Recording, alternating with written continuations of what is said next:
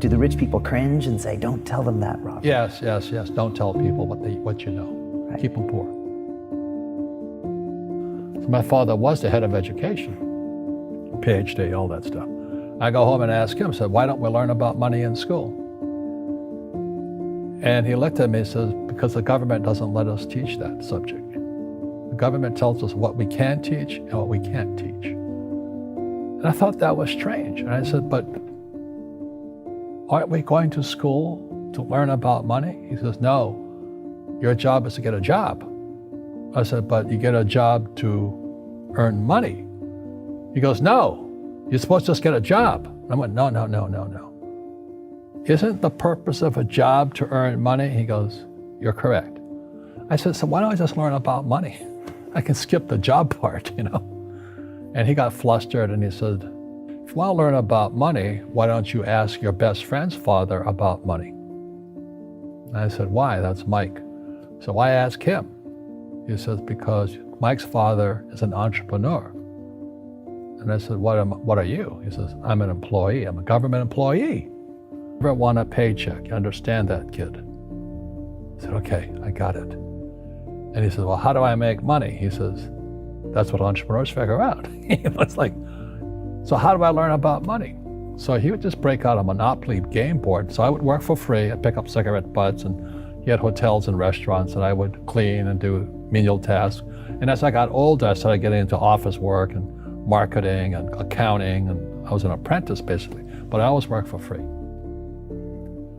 And he would teach me about money, but the way he taught me about money was playing Monopoly. And finally one day I got upset. I said, well, when are you going to teach me about money? He says, what do you think we're doing? We're playing Monopoly. He goes, no. What do you think we're doing? We're playing Monopoly. He says, what do you think we're doing? So I don't know. I'm teaching you about money. And then that's when, you have one greenhouse. He says, there's many formulas for great success in money. There's thousands of them, but one of the best ones is found on the game of Monopoly. It still is today.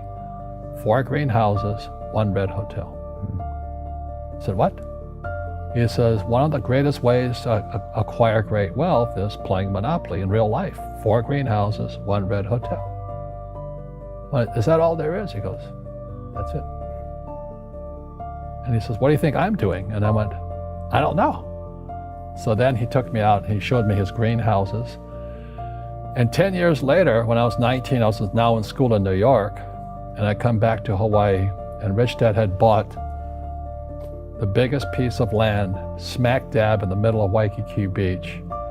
And when you go to Waikiki Beach today, you'll see the Hyatt Regency Hotel.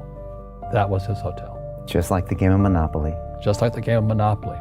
Acquired assets and they became bigger assets. He just kept what's called an assemblage, because that property wasn't that big at the time. So he had to buy out all the small guys.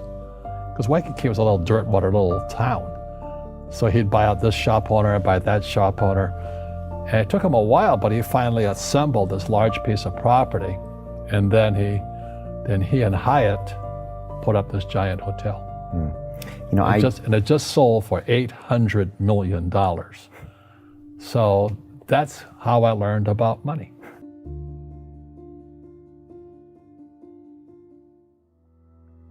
I've had financial crashes. I've had people stab me in the back, but they're all good because I grow from it. That's spirituality. Right. People who are afraid of making mistakes, like they teach in school, they don't ever grow. Because spirituality is there's good and there's bad, there's right and there's wrong, there's up and there's down. Most people only want to be right, they only want to be positive. Well, you can't have that, that's not reality.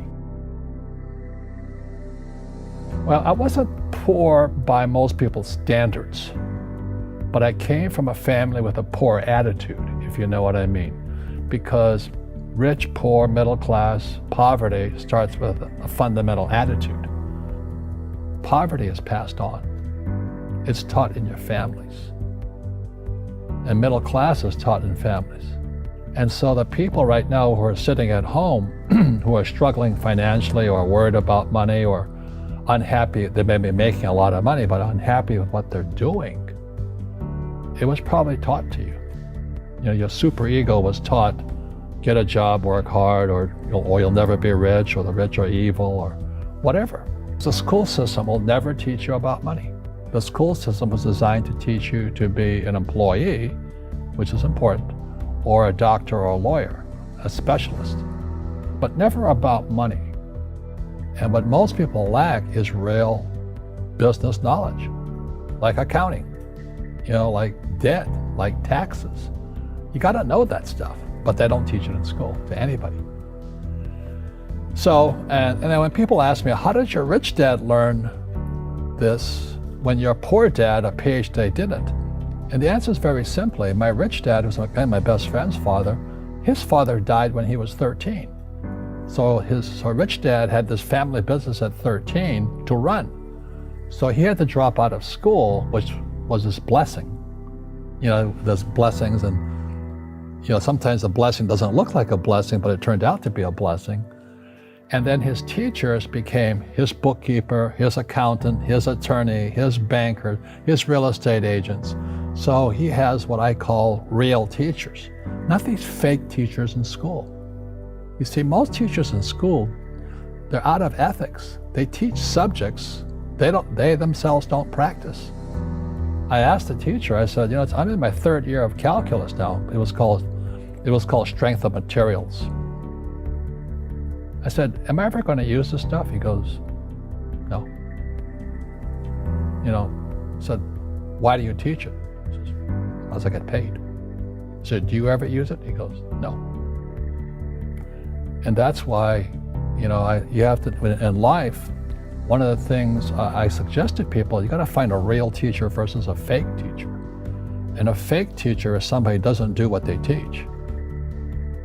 And a real teacher is doing what they teach every day. So my accountants, my attorneys, they're in it every single day. That's how I learn, because every day I'm solving problems in my business. So I have accountants and attorneys and bankers and all these people on speed dial because I'm solving problems with my team. I see you giving this knowledge out, and Yeah. do the rich people cringe and say, don't tell them that, Rob? Yeah, in this goal also. But when they say I can't afford it or I can't do that, they go down. They become what they say. My PhD dad, he says, what do you think I am, made of money? I can't afford that. And my rich dad would say, that's why he's poor. Poor people say, I can't afford it, I can't do that, I don't have time. Because it's an escape. It's an escape, you know what I mean? It's easy to say I can't afford it. And your rich dad used to say what instead of I can't afford it? How can I afford it? How can I do that? What would it take, or why should I do that? He says that a question opens the mind, a statement closes the mind. See, when you say I can't afford it, your mind shuts down and you become what you say. Rugby is a team sport, but so is soccer. The rules are different. And other people are golfers, they play by themselves.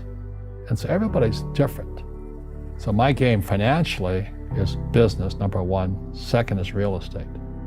So what I say to young people is, you find your game.